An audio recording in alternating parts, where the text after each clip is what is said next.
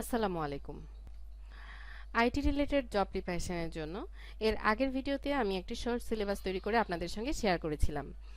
তো সেই সিলেবাসে আমি বলেছিলাম যে সি প্রোগ্রামিং ল্যাঙ্গুয়েজের উপরে অবশ্যই এটা একটা কমন টপিক। এই টপিক থেকে অবশ্যই প্রশ্ন আপনারা যে কোনো আইটি রিলেটেড এক্সাম দিতে গেলেই পাবেন। তো এই ভিডিওতে আমি আপনাদেরকে দেখাবো যে কি ধরনের প্রশ্ন হবে এবং সেই প্রশ্নগুলোর প্রিপারেশন আপনারা কিভাবে নেবেন সেটাই আপনারা এই ভিডিওতে দেখবেন।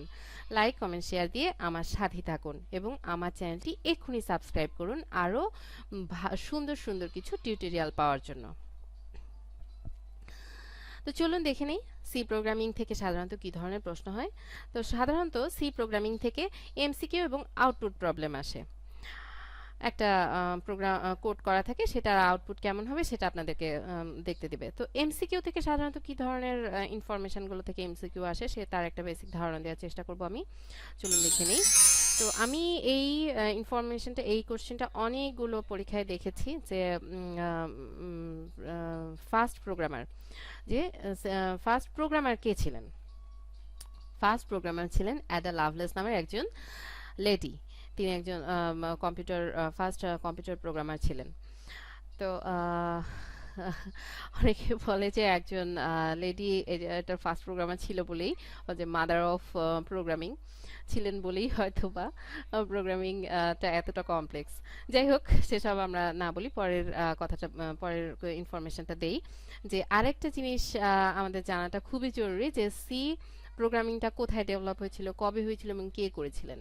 তো সি প্রোগ্রামিংটা বেসিক্যালি ইউনিক্স অপারেটিং সিস্টেমের জন্য বেল ল্যাবে 1970 সালের দিকে ডেভেলপ করেছিলেন বিখ্যাত computer scientist Dennis Ritchie Bell ল্যাবে।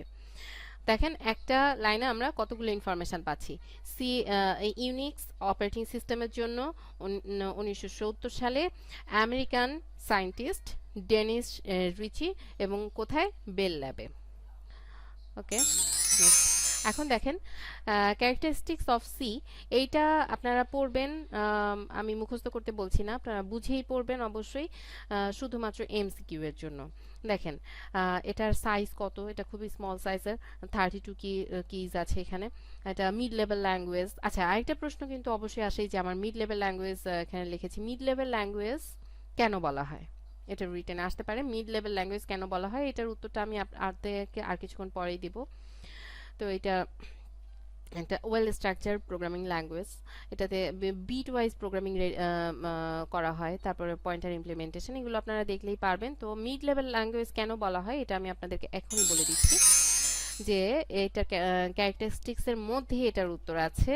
যে এটার একটা ক্যারেক্টার হচ্ছে যে এটার হাই লেভেল ল্যাঙ্গুয়েজেরও ফিচার আছে, আবার এটা হচ্ছে লো লেভেল ল্যাঙ্গুয়েজের মতো ইন্টারাক্ট করে, এবং এটা একটা ওয়েল স্ট্রাকচার প্রোগ্রামিং ল্যাঙ্গুয়েজ। আমি কি বললাম যে এটাকে কেন মিড লেভেল ল্যাঙ্গুয়েজ বলা হয়, যে এটা হাই লেভেল ল্যাঙ্গুয়েজের ফিচার আছে, এটা লো লেভেল ল্যাঙ্গুয়েজের সাথে ইন্টারাক্ট করে, এবং এটা একটা well structure programming language. So আপনারা অনেকেই হয়তো ইতিমধ্যে বুঝতে পেরে গেছেন যে কেন এটাকে আমরা মিড লেভেল ল্যাঙ্গুয়েজ বলছি। আপনারা যদি শুধু এটুকু লিখে দিয়ে আসেন, ইনশাল্লাহ ভুল হবে না। এখন দেখেন আরেকটা, যে আমরা সি কে আদর করে আরো একটা নামে ডাকি, সেটা হচ্ছে প্রসিডিউরাল ল্যাঙ্গুয়েজ। প্রসিডিউরাল ল্যাঙ্গুয়েজ কেন বলি, প্রসিডিউরাল থেকেই এটার উত্তরটা চলে এসেছে, যে আমরা এটা হচ্ছে প্রসিডিউরাল, এই প্রোগ্রামিং এর কোডটা অনেকটা set of sequence of instruction, অনেকগুলি ইনস্ট্রাকশনের সিকোয়েন্সিয়ালি চলে আসে আর কি, এটার জন্য এটাকে প্রসিডিউরাল ল্যাঙ্গুয়েজ বলা হয়।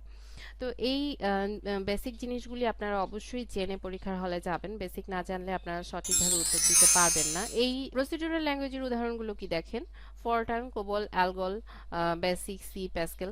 আবার হাই লেভেল ল্যাঙ্গুয়েজের উদাহরণগুলো দেখবেন, মিড লেভেলের গুলো দেখবেন, লো লেভেল ল্যাঙ্গুয়েজের কাজ কি, লো লেভেল ল্যাঙ্গুয়েজের কাজ হচ্ছে যে এটি ল্যাঙ্গুয়েজ প্রোগ্রামের কোডকে ডিরেক্টলি ট্রান্সলেট করে, যেরকম অ্যাসেম্বলার। সুবিধা হবে যে সি প্রোগ্রামিং এর ল্যাঙ্গুয়েজটাকে ভালোভাবে বোঝার জন্য বা আউটপুট প্রবলেমগুলির সঠিক উত্তর দেওয়ার জন্য আপনাদেরকে কিছু জিনিস অবশ্যই জানতে হবে, যেরকম ফ্লোর, সেল, আইডেন্টিফায়ার, লুপ, লুপের মধ্যে আছে কয়েক ধরনের লুপ আছে সি ল্যাঙ্গুয়েজের মধ্যে, যেরকম ধরেন for loop, do while loop, switch if else, এগুলো তো খুবই important. Then recursion function, string, pointer, structure, এগুলো আমি এক এক করে সমস্ত টপিকগুলোর ওপরেই আমি আপনাদেরকে টিউটোরিয়াল দিয়ে দিব। আমার নেক্সট ভিডিওগুলোতে আপনারা এগুলো পাবেন। এছাড়া আমার সাথে যোগাযোগও করতে পারেন। আমার সাথে যোগাযোগ করার অ্যাড্রেস আমি আমার ডিসক্রিপশন বক্সে দিয়ে দিব। ধন্যবাদ সবাইকে। আমার চ্যানেলটি সাবস্ক্রাইব করুন আর ভালো থাকবেন। All the best.